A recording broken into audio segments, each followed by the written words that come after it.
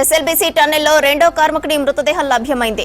టన్నెల్కు లోపలి భాగంలో 13.5 కిలోమీటర్ల దగ్గర కన్వేయర్ బెల్ట్ డ్రమ్కు 40 మీటర్ల దూరంలో రెండో డెడ్ బాడీని గుర్తించారు. మరో 6 కోసం సహాయక చర్యలు కొనసాగుతున్నాయి. మృతుడు ప్రాజెక్టు ఇంజనీర్గా పనిచేసిన యూపీకి చెందిన మనోజ్ కుమార్ గా గుర్తించారు. మృతుడి కుటుంబానికి రాష్ట్ర ప్రభుత్వం తరపున 25 లక్షల రూపాయల చెక్కును అందిస్తామన్నారు. ఎస్ఎల్బీసీ టన్నెల్ రెస్క్యూకు సంబంధించి మరింత సమాచారం బాలకృష్ణ అందిస్తారు. టన్నెల్లో నిరంతరంగా రెస్క్యూ ఆపరేషన్స్ కొనసాగుతున్నాయి. 31వ రోజు మరో డెడ్ బాడీ లభ్యమైంది.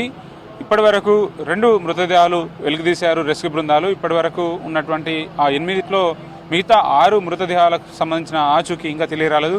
అందుకోసం నిరంతరంగా అన్వేషణ కొనసాగుతున్నది. టన్నెల్లో మనము ఇక్కడ ఏదైతే ఇన్లెట్ సంబంధించినటువంటి పాయింట్ ఉందో ఇక్కడ నుంచి ఎగ్జాక్ట్గా 13.5 కిలోమీటర్ల నుంచి అత్యంత ప్రమాదకరమైనటువంటి స్థలం కనిపిస్తుంది. అక్కడి నుంచి 600 మీటర్ల దూరంలోనే అత్యంత క్రూషియల్ ఏరియా. అక్కడనే ప్రమాదం జరిగింది.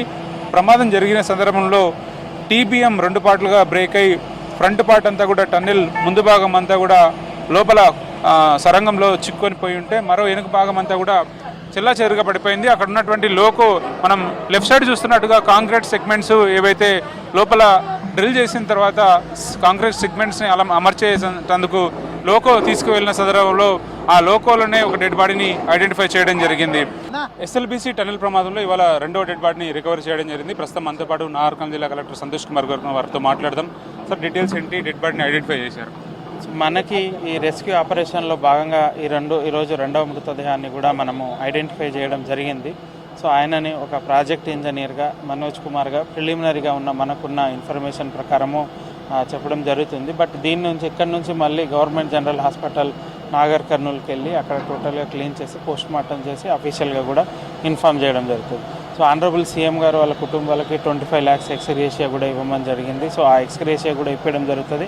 అట్లనే మన సైడ్ నుంచి ఒక పోలీసు, ఒక రెవెన్యూ, ఒక హెల్త్ అఫీషియల్స్ని పంపించి వాళ్ళ అడ్రస్ యూపీలో ఏదైతే అడ్రస్ ఉందో ఆ అడ్రస్కి మనము పంపించడం జరుగుతుంది. ఫర్దర్గా కూడా మిగతా అందరు దొరికేంత వరకు రెస్క్యూ ఆపరేషన్ కంప్లీట్ చేయాలని నిన్న ఆనరబుల్ సీఎం గారు మీటింగ్ తీసుకొని కూడా ఇన్స్ట్రక్ట్ చేయడం జరిగింది. ఆ విధంగానే రెస్క్యూ ఆపరేషన్ ఇంకా కంటిన్యూ అవుతుంది. ఈ డెడ్ బాడీ ఐడెంటిఫికేషన్స్ ఎప్పుడు దొరికినాయి సార్? ఎప్పటి నుంచి బయటకు తీయడానికి ప్రయత్నాలు సాగించినాయి? సో ఇంకా ఎక్స్కావేటర్లు కానీ మ్యాన్ పవర్ ఇన్వాల్వ్మెంట్ ఎంత ఉంది ఇందులో? ఈ సెకండ్ డెడ్ బాడీ అనేది మనకి ఈరోజే ఐడెంటిఫై అయింది. సో ఈరోజే ఐడెంటిఫై అయింది, ఈరోజే మనం బయటికి తీసుకురావడం జరుగుతుంది. సో మనకు ఆల్రెడీ 4 ఎక్స్కవేటర్స్ లోపల పనిచేస్తున్నాయి. ఇంకో ఎక్స్కవేటర్ పంపించాలని ఉండేది. ఎందుకంటే ఇనిషియల్గా మనకి పోవడానికి దారి లేకుండేది, ఎక్స్కవేటర్ పంపించడానికి దారి లేకుండేది. సో ఇప్పుడు NDRF, SDRF, HYDRAA, South Central Railway వీళ్ళంతా కూడా పనిచేసి దాన్ని మొత్తం క్లియర్ చేశారు. ఏదైతే మెటల్ అడ్డం వచ్చిందో దాన్ని కూడా క్లియర్ చేశారు. సో ఇప్పుడు ఎక్స్కవేటర్స్ పని చేయగలుగుతున్నాయి. సో ఇప్పుడు మనము ఈ లోకో ఎక్కడైతే 13.6కి రీచ్ అవుతుందో అక్కడ నుంచి అనదర్ ఒక 240 మీటర్స్కి మనకి నో గో జోన్ ఉంటుంది. అంటే కొంచెం రిస్కీ జోన్, మనం పని చేయలేదు. సో అక్కడ వరకు ఇప్పుడు ఈ ఎక్స్కవేటర్స్ అన్ని పని చేస్తాయి. ఆ డెబ్రిస్ అంతా తీసేసి అక్కడ మనకి ఏమైనా ఐడెంటిఫై చేస్తామా అనేది ఐడెంటిఫై చేసిన ఇమీడియట్గా వాళ్ళ ఫ్యామిలీస్కి ఇవ్వడము, వాళ్ళకి ఎక్స్ప్రెస్ ఇవ్వడం జరుగుతుంది. ఓకే, అంటే ఈ పర్టికులర్ ఈ డెడ్ బాడీ విషయంలో డిఎన్ఏ టెస్ట్లో అవసరం ఏమన్నా ఉంటుందా, నీడ్ ఉందా? లేదు, ఇప్పటివరకు ప్రిలిమినరీగా అయితే మనకి డెడ్ బాడీస్ ఇంటాక్ట్ అని చెప్పడం జరిగింది. సో వాళ్ళకి ఒక రింగ్ ఉంది చేతికి, ఆ రింగును బట్టి ఒక చైన్ ఉంది, ఆ చైన్ని బట్టి ఫోన్ కూడా ఉందంటున్నారు. సో ఇవన్నీ ప్రిలిమినరీ బేసిస్ తీసుకొని మనం ఒక ఐడెంటిఫికేషన్కి రావడం జరిగింది. బట్ మనం ఇది గవర్నమెంట్ జనరల్ హాస్పిటల్కి పంపించి అక్కడ కన్ఫర్మ్ అయితే ఫర్దర్గా డిఎన్ఏ అవసరం ఉండదు. డెడ్ బాడీ దొరికిన ఏరియాని బట్టి లోకల్లో ఉన్నారా, ఆయన స్ట్రక్ అయిన సిచ్యువేషన్ అనిపిస్తుంది. అంటే ప్రిలిమినరీగా ఎట్లాంటి సిచ్యువేషన్ అనిపిస్తుంది సార్ ఎక్స్పెక్టేషన్? అంటే ఇది ఆ లోకో ఏదైతే మనకు పోయేదో అక్కడ స్ట్రక్ అప్ అయ్యే లోకోలో ఇది మనకి రావడం జరుగుతుంది. బేసిక్గా మనకి ఇనిషియల్గా వచ్చిన స్లష్ వల్ల కొంత కొట్టుకొని రావచ్చు. సో దాంట్లో అక్కడ ఎస్కేప్ రూట్కి ట్రై చేసి అక్కడ ఉండొచ్చు. ఏమైంది అనేది మనకు తెలియదు. బట్ మన ఎండవర్ ఏంటిదంటే ఇక్కడ నుంచి లాస్ట్ వరకు కూడా మొత్తం డెబ్రిస్ రిమూవ్ చేయాలి, మొత్తం మనం సెర్చ్ చేయాలి. సో మనం సెర్చ్ చేసి వాళ్ళందరినీ ఐడెంటిఫై చేయడానికి మన ఎఫర్ట్స్ కంటిన్యూ అవుతూ ఉండాలి.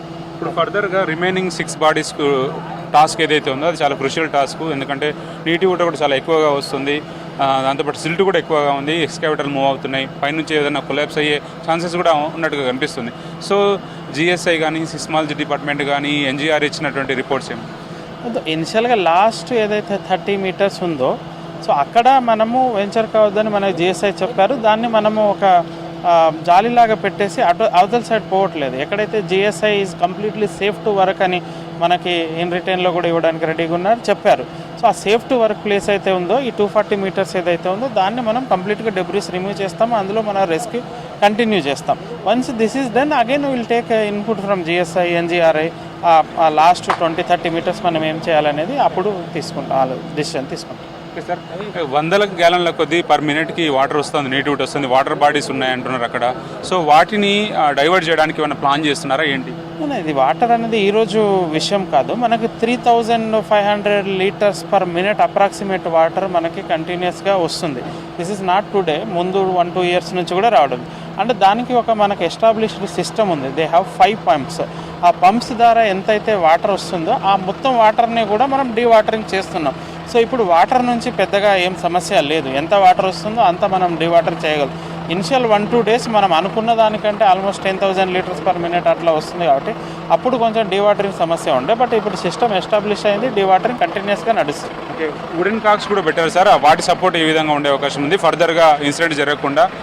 ఇప్పుడు పనిచేస్తున్న సిబ్బంది అంతా కూడా రెస్క్యూలో పనిచేస్తున్నట్టే కదా, వాళ్ళు అంటే రెస్క్యూలో పడకుండా ఎట్లాంటి జాగ్రత్తలు తీసుకోబోతున్నారు? అదే చెప్పాము కదా, ఒకటి మనం బ్లాక్ చేసేసాం. ఎక్కడైతే మనకు జిఎస్ఐ చెప్పారో ఆ తర్వాత ఎవరిని వెళ్లకుండా మనం ఒక జాలి పెట్టేసి బ్లాక్ చేసేసాం, వుడెన్ పెట్టేసాం, కంటిన్యూస్గా మానిటర్ చేస్తున్నాం. అటు సైడ్ ఎవరిని పంపించడం. ఇక్కడైతే జిఎస్ఐ అండ్ అదర్ ఎన్జిఆర్ఐ అన్ని డిపార్ట్మెంట్స్ ఎక్స్పర్ట్స్ ఒపీనియన్ ఏంటిది, ఈ అక్కడ నుంచి యువతల మనం ఏదైనా పని చేసుకోవచ్చు, వీ కెన్ యూజ్ ఎక్స్కవేటర్స్ అన్న దగ్గరనే ప్రజెంట్గా పని చేస్తున్నాం. ఆ తర్వాత ఏం చేయాలనేది again will take DSI opinion. JP కంపెనీలో మనోజ్ కుమార్తో పనిచేస్తున్నటువంటి సిబ్బంది ఉన్నారు, వాళ్ళతో మాట్లాడదాం. कैसा पता हो गया उन मनोज कुमार बोल के? उसको गोला हार था, अंगूठी था, अब जबा में मोबाइल था, वही देख के पहचान के आदमी लोग ये मनोज द्विवेदी साहब का डेड बॉडी है। कहाँ से है वो आदमी? वो उत्तराखंड से। उत्तराखंड उत्तराखंड से। हाँ, उत्तराखंड से मालूम, उसको गांव के बारे में हमको मालूम नहीं। उत्तराखंड उसको घर है। कितने साल से काम कर रहे हैं इधर? उधर कम से कम 15-20 साल। 15-20 साल से। हाँ, हाँ, 15-20 साल से कर रहा। कैसा आदमी था वो नाटा सा, थोड़ा गोरा सा नाटा करके, ज़्यादा लंबाई है नहीं, ऐसा देख के पहचान किया आदमी लोग सब। సో ఆయన మనోజ్ కుమార్ ద్వివేదిగా చెప్తున్నారు, ఈ ప్రాజెక్ట్ ఇంజనీర్ అని. తనకున్న అనుభవాలను కో సిబ్బంది చెప్తున్నారు. 30 రోజులు గడిచినా ఇప్పటి వరకు దొరికిన 2 డెడ్ బాడీలతో పాటు మిగతా 6 ఆచూకీ కోసం నిరంతరంగా ప్రయత్నాలు సాగిస్తూనే ఉన్నారు. తీరని వేదనతో గురవుతున్నటువంటి ఆ కుటుంబ సభ్యులకు ఇంకొక వార్త తెలియడం కోసం చేస్తున్న ప్రయత్నాలు మాత్రం అత్యంత ప్రమాదకరమైన పరిస్థితిలో కొనసాగుతున్నాయి. కెమెరా పర్సన్ శ్రీనివాస్ కలిసి బాలకృష్ణ, V6 న్యూస్, SLBC నుంచి.